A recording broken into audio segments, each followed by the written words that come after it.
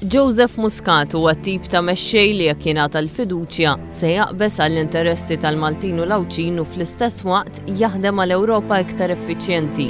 Din hija l-fehma tal-ewroparlamentari Portugiża Ana Gomes li ilha sa mill-2004 fil-Parlament Ewropew wara snin twal taħdem fil-qasam diplomatiku fost oħrajn bħala rappreżentanta tal-Portugal fil-Ġnus Magħquda.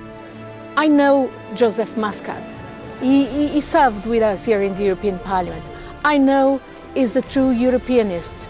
I know he's the kind of person that will be able to stand for the rights and the interests of Malta and at the same time work for a better Europe, a more efficient Europe. Ana Gomes tgħid li l-bidla f'Malta tkun pass ieħor lejn tmexxija ġdida fl-Ewropa li tirrispetta l-valuri importanti għac-ċittadini u n-negozji.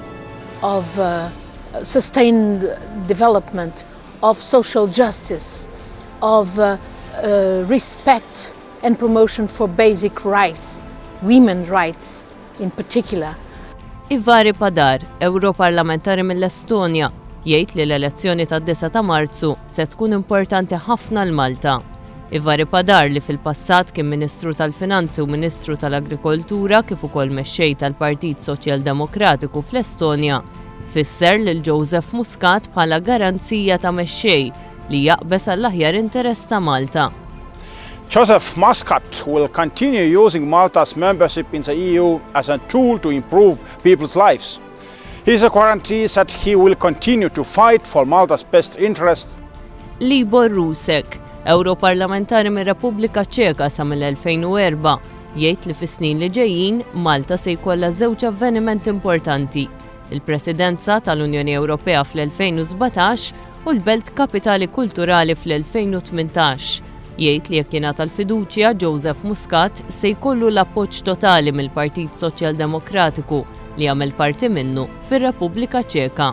Maltese Labour Party has full support not only of my own political group here in the European Parliament, the Socialists and Democrats, but also of my political group at home, the Czech Social Democratic Party. Libor Rusek jgħid li l-esperjenza ta' Joseph Muscat fl-Unjoni Ewropea tista' tkun ta' kontribut kbir għal Malta. The Maltese Labour Party has very experienced leader, Joseph Muscat. He was here in the European Parliament for several years. He worked with us, he knows Europe, he knows how European institutions work, and I think he will be a great contribution for the Maltese Labour Party, for Malta, and of course for the entire European continent.